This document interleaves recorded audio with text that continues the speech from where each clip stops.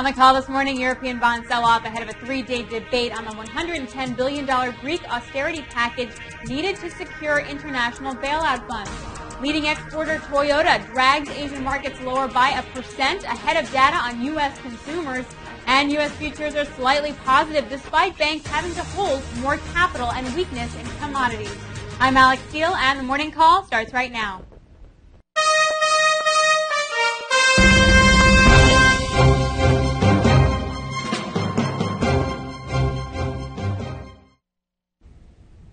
Good morning. I'm Scott Redler, Chief Strategic Officer with T3Live.com. And I'm Alex Steele with The Street, and together we bring you the morning call. Happy Monday, everybody. Yes. So let's get to the markets after the bloodbath we saw on Friday. You know, the S&P seems to keep pounding this 1260, 1250 area. How many times do we keep smacking it until we break it, or is it a meaningful level of support? Well, as we come in today, it's very interesting because there's like two different camps right now.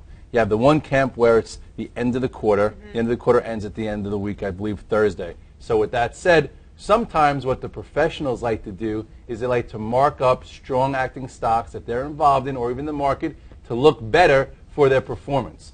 So there could be one camp that says, you know what, we've been bouncing off the 200-day moving average. Last week, some tech names did hold higher and had some constructive action. So maybe they try and push us into the end of the week.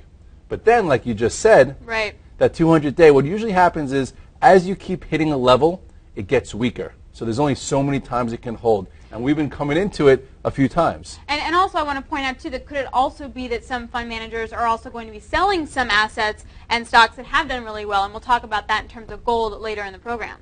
That could be, but usually it happens after the quarter's over because they want to have it on their books. So sometimes they want to mark it up, but then they know it's orchestrated, so they want to get it off real quick. So it's going to be an interesting week the way it unfolds. We have a lot of headlines also. If you take a quick look at the S&P, though, this is what we're trying to show you here. Now, here is this lower pivot area. First of all, this was the day the market went back in correction. This was the day we engulfed this entire range, which was a sell signal. So I like to show you that because it repeats itself. But now we're at the bottom end of this scenario again. Here is that 200-day moving average. This is 1263. We hit it on this day. We went through it and came back above it on this day. We hit it on that day. And then Friday we closed in the lows. So what I want to see is, I want to see if the lower end of this range holds.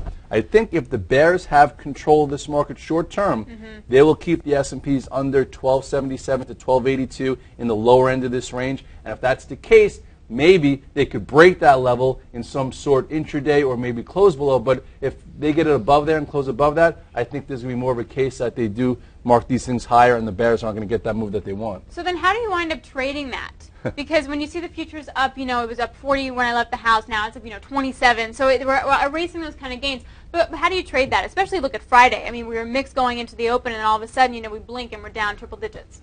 Well, it depends your time frame. It depends if you're a market participant looking overall for an entry into this market at these lower levels. I think you could wait. I think we break this level at some point this summer, and you get a better entry, or you enter very small here. As a short-term trader, I'm using a sniper approach, whereas last Thursday, you saw relative strength in the key stocks, futures making lows. It was a great day to be long. On Friday, all of a sudden, they opened up, went negative. Yeah. That was your day to get out. So that was your day-and-a-half strategy for cash flow. So it is providing you good trading opportunities is what I'm asking. Yes. Yeah. It's opening up a little bit. Short-term trades are starting to drop a little of their frustration because the VIX is picking up. We're getting better movement, so there's more action. For the longer term, I still think you go in very small or you wait for a better entry. That can happen maybe at some point in July.